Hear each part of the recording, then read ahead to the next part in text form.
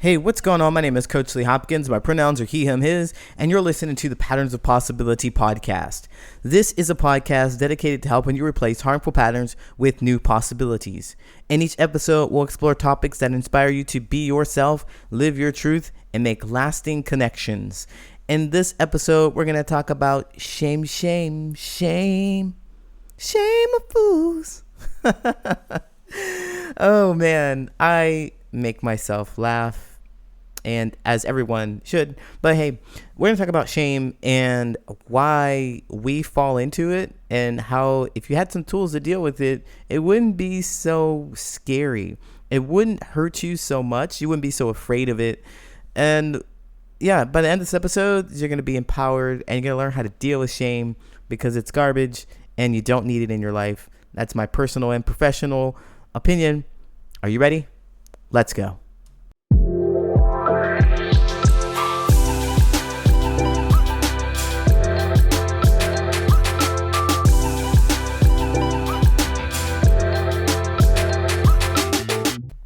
Shame is our favorite tool to use as humans to get people to do things the way we want them to do things. Like whole religions really focus on shaming you into doing the things that you want to do. Our parents do it to us. Society does it to us. And I think that it ruins our experience of finding joy and peace and happiness within ourselves. And so what is shame anyway? Well, shame is the idea that, and this is my own personal definition, it's what I use. It is the idea that you are focused on what someone else or many other people might think of you if you do not behave a certain way. It's the focus on making sure that people outside of you, that's everyone, people who are not you, think about you or believe that you are a, quote, good person.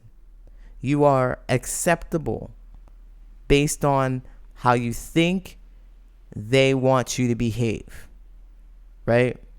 You want to make sure that you focus on not shaming your family or embarrassing anyone. You want to make sure that you do the things the way they want you to do them, so that you do not shame them. So they do not have shame. So you do not have shame. We're just throwing it around. What will the neighbors think if you married that girl down the street? What would the neighbors think if you married a different colored person or a different gender? What would the neighbors think if you had gone to art school instead of becoming a psychologist or a doctor? What would the neighbors think if we don't keep up with them? We don't buy the things that they're buying. So it's all about focusing on something outside of ourselves. It's always about that. And shame is very powerful because it gets implanted in us. And there's even a way I talk about it. It's a device that if you would just, and the way I think about this, being analytical and everything, it's a device that it's been implanted, and you can notice when it's activated, and you can just turn it off and then get rid of it, then take it out.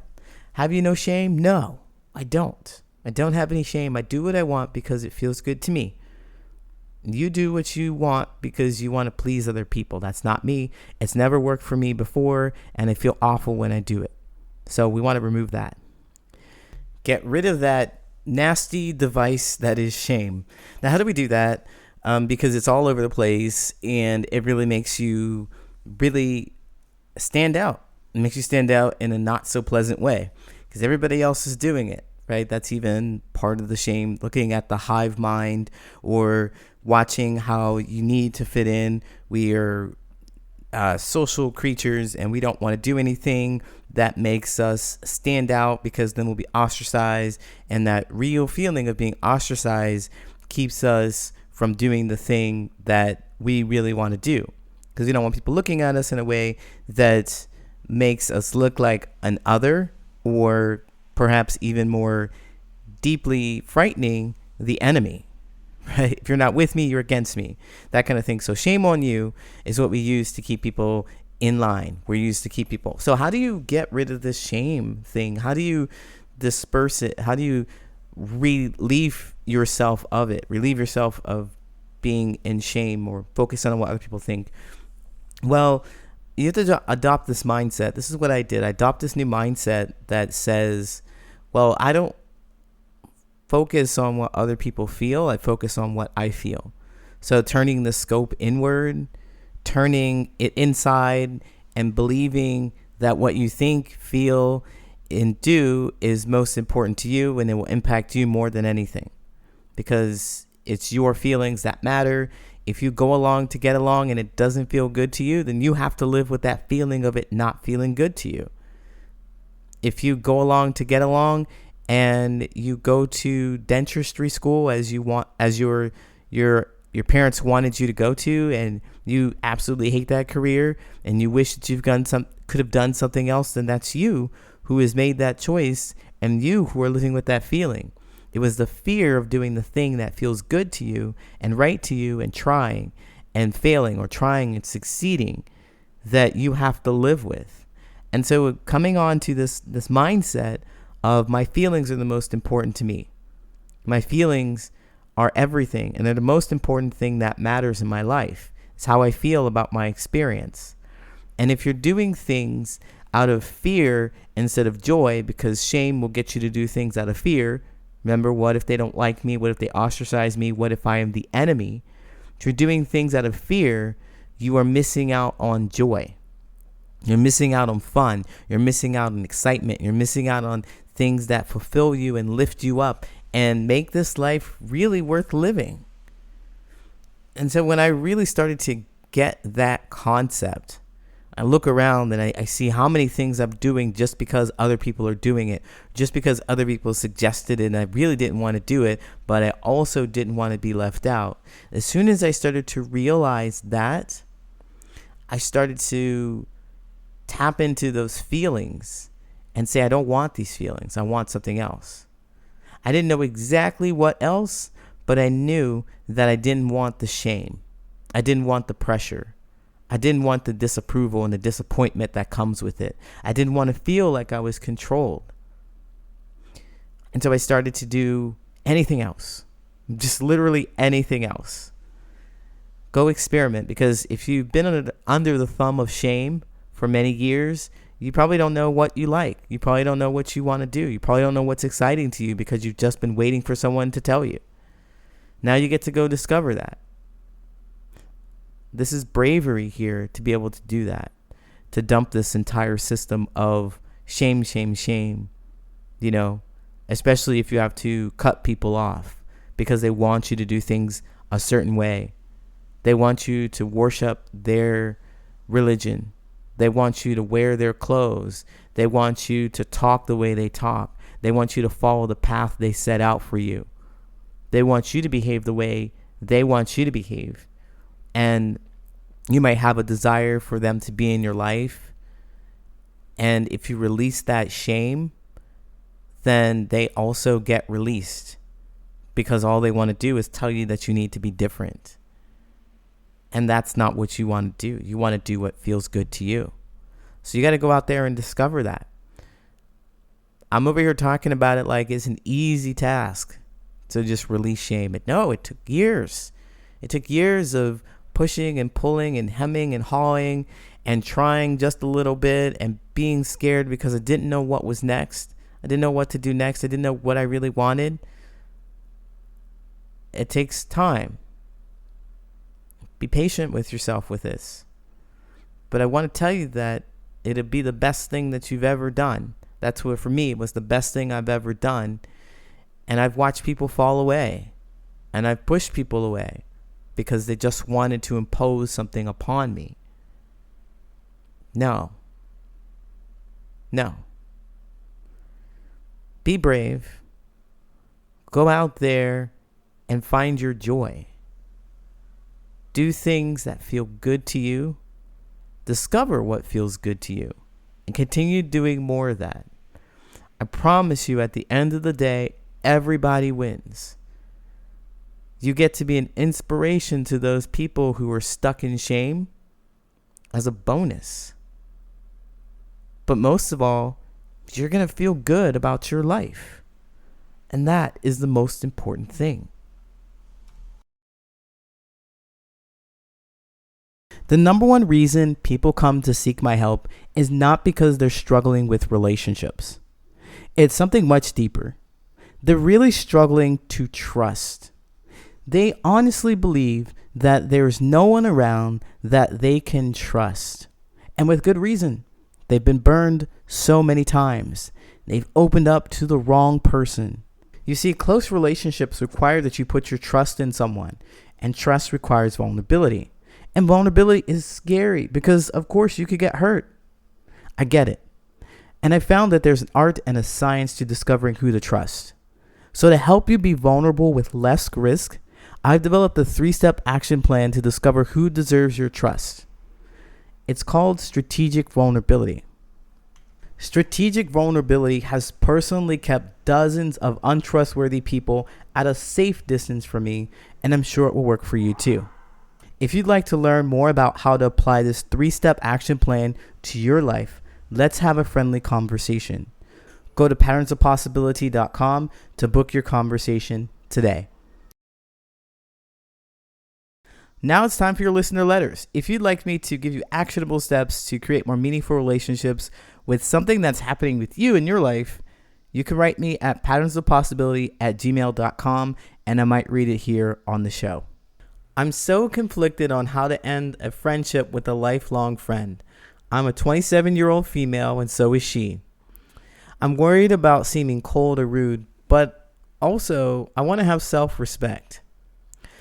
I'm feeling so conflicted. My friend that I've been friends with for almost all my life is coming into town, and I agreed to let her stay with me for some of the time. Well, she moved away a couple years ago, and since we've been apart, I've realized many things. As hard as it is to commit, as hard as it is to admit, I don't miss seeing her. And although I do cherish many memories and the fact that we've just known each other for so long, I've realized that, honestly, this hasn't been a healthy or reciprocal friendship. Thinking about her coming back gives me so much anxiety, and I just don't want to hang out with her. I think I said yes originally out of guilt, and I'm realizing how much I do that, and I need to stop people-pleasing and take responsibility for the relationships I'm in. This is all good stuff. Looking back, I realize how much I've always known about her life and how little she truly knows about me. Last time she was in town, she talked about other people all the time. Ultimately, we just have such different values now. I don't engage in gossip anymore, and I like to be mindful of my eating and spending. She's a spender and eats a lot of junk food. And I don't say that to sound judgmental, only to demonstrate that we've completely drifted. When I had to postpone my wedding because my husband's family couldn't get their visas in time, not once did she ask or listen to or about my feelings. She told me how sad she was that we did that and she didn't understand, and how she felt hurt by it. I wish I would have just said that I'm not available that weekend. I feel confused because we've truly had some great times, and I do love and care about her, although she's been through some serious stuff, and I really don't want to hurt her. I'm finally choosing me now. My confusion is it completely rude to send her a text message sharing some of this? More kind and assertive way, of course. Or is it better to make an excuse and say, I can no longer host a hangout when she's here and let things fade? I'm genuinely new to navigating these things, so I appreciate help. Okay. All right. So I love this transformation or this realization that you've come into, where you're looking at your relationship and you're pointing out specific behaviors. Like, these are all the things that I would tell my clients or tell anybody to look out for. Essentially, they don't know you. So she knows little about you, but you know a whole lot. You can see some of those past times that you've had together where you were gossiping about things. Now you don't do that as much. Now you're eating healthier, and she eats a bunch of junk food, so you're going to have a little bit of a conflict with your habits. There's some things that you were pointing out that are just spot on. And what I like most about this is your desire to be accountable for people pleasing and take responsibility for the relationships that you're in. Now, with that said, you said that you wanted to take responsibility, and I think the universe is hearing you quite clearly. It's like, all right, you want to take responsibility for this? I'm going to show you. I'm going to put you in a position in which you have to take responsibility, or you can choose to take responsibility. So the piece here is whether or not you text them directly and say, hey, I don't want you here. Get out of my face. Of course, in a politer way. But then also you could just kind of not take responsibility for the decision and your real feelings and hide your feelings again and say, look, I'm not busy. I'm busy this weekend and I can't host you, and let things fade and let her be angry without ever speaking to her or having her know what is really going on. You know, she'll just be mad on the other side, or maybe she'll try to double down and guilt you even more. Like, what do you mean? I expected us to be able to do this. And if you're not able to stand up in your people pleasing, away from your people pleasing, and stand up in your sense of self, then you're going to fold. She's going to constantly come at you. So I look at this as an opportunity for you to say how you really feel. Like, say how you really feel about your relationship and your situation, and say, look, I know I said that I wanted you to come over, or I invited you over, or you could stay here, but here are some things that I've noticed. And you tell her and let her respond. Because the reason why we don't tell people how we really feel is, one reason is that we don't know. We don't know how we really feel. We're kind of confused by the situation. We don't know how to move and what to do. But also, we're afraid of the outcome or the response, that a reaction that you'll get from the other person, because we don't know how to handle it. What if she raises her voice? What if she gets mad at you? What if she threatens to end the relationship? What if she cusses you out? Like, threatens to end the relationship. I mean, that's what you want to do anyway, isn't it? So the test here is to really be able to share your feelings and watch how they're going to respond and see how they're responding. Like, handle that response, because this is what you're going to have to do for the rest of your life.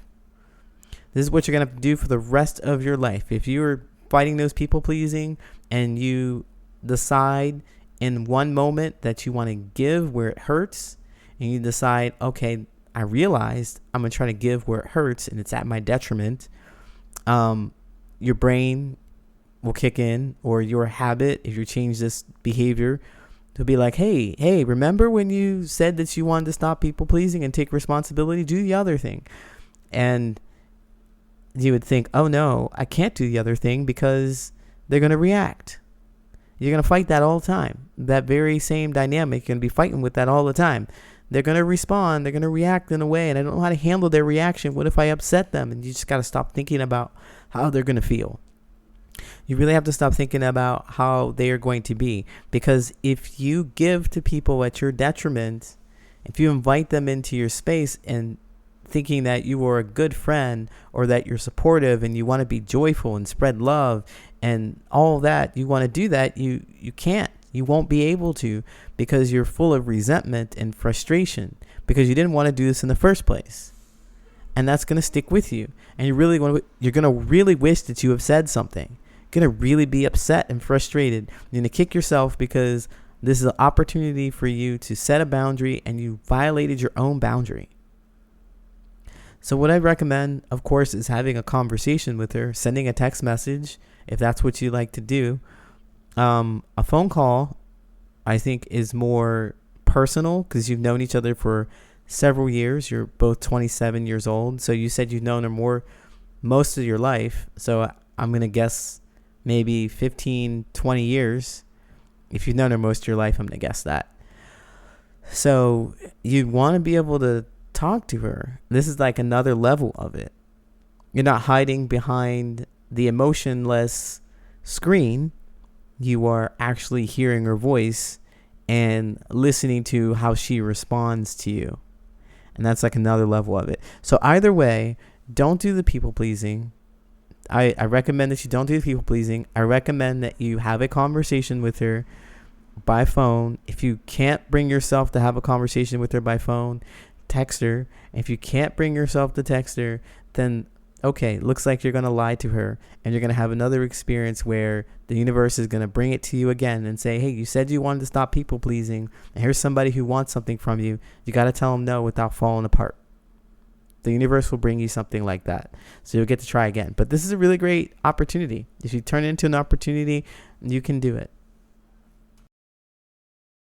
Hey, thank you so much for listening. If you like this podcast, share with someone who you think could benefit from this information, and follow me on social media. You can find me at Patterns of Possibility on all social media, and I go live on Mondays, Wednesdays, and Saturdays at 9 a.m. Central Standard Time. You can catch me and learn more about these social connections and interact with other people who are looking for the meaningful connections, who share the same kind of stories, and be in community.